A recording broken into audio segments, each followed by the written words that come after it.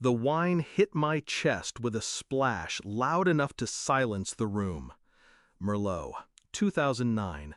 A good bottle, wasted. The glass fell to the floor, shattered. My blouse clung to my skin, deep red spreading across the white silk like blood. She stood over me, smirking. My daughter, my only child. She poured it slowly, deliberately, like she had rehearsed. In front of the children, in front of the family, in front of the man I once called my husband and the woman he left me for. The room was dead silent. No one moved. And I didn't say a word. Not then. Not yet. I raised her alone. 3 jobs, 2 degrees, 1 barely functioning heart held together with caffeine and obligation. I gave up everything, youth, sleep, ambition, so she could have options. She took them. Took the house I worked 3 decades for. Took the college I couldn't afford. Took my last name and smeared it in rooms I'd never walk into. Still, I loved her. Even when she rolled her eyes at my advice. Even when she stopped visiting unless there was a check involved. Even when she said, "You were never a real mother, just a martyr looking for credit." I loved her. Right up until Christmas night. I knew something was off the moment she walked in. Too bright, too loud, too overdressed. She kissed me on the cheek, but her eyes were cold. There was tension in the air, but no one dared address it. Dinner was quiet. Dessert was worse. Then came the toast.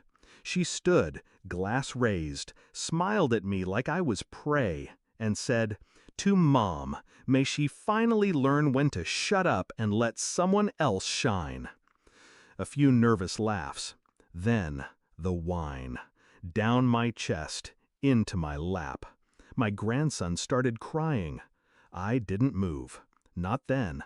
Not yet. You see, betrayal like that doesn't happen in a moment. It simmers, builds. She'd been boiling for years, stewing in resentment, entitlement, jealousy. She hated that people respected me, that I owned my house, still worked, still held my spine straight and my chin up. She wanted me ashamed, smaller, silent. And when I didn't shrink, she poured the wine. That night, after everyone left, after she stormed out pretending she was the victim, I sat in the dark and stared at the empty glass on the floor. Then I stood up, walked to my office, opened the drawer with the will, and took her name off it. She thought she owned me. She thought biology was leverage, that blood was currency. But inheritance? That's earned. And she poured hers out, 1 glass at a time. I met with my attorney the next day. We revised everything. The house goes to my niece. The one who sat next to me handed me a towel and whispered, "I'm so sorry." The savings to a foundation for women rebuilding after family abuse. The jewelry to my granddaughter. And the letter to her. 3 weeks later, she called. I didn't answer. She texted, "Can we talk?" Then, "I didn't mean it."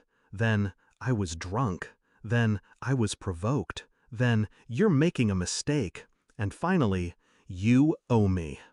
I sent her one reply, a photo of the page from the will with her name removed, and beneath it, 3 words, "I owe no one." She showed up, of course, screamed outside the gate, threatened lawsuits, posted vague Facebook rants, told anyone who'd listen that my own mother is abandoning me. But silence is a powerful thing. I didn't feed the fire. I let it burn itself out. They say blood is thicker than water, but so is wine, and once it stains, it never really fades. Every time I look at that ruined blouse, I remember not the sting of humiliation, but the moment I finally chose myself. She begged, eventually, wrote a long letter, said she was lost, confused, hurting, said she just wanted love. I folded it up, placed it in a box next to the wine glass still cracked from the floor that night. Evidence. Not of her mistake, but of my decision. Because motherhood isn't a life sentence, it's a gift, one I gave her every day. And the moment she turned that gift into a weapon, she lost it. Permanently. I don't regret a thing. I still celebrate Christmas, still light the fire, still smile at the grandkids. But now, the wine stays in the bottle, and the will stays as it is. Sealed, final. Because forgiveness is free, but legacy, that has a cost. And she already spent hers.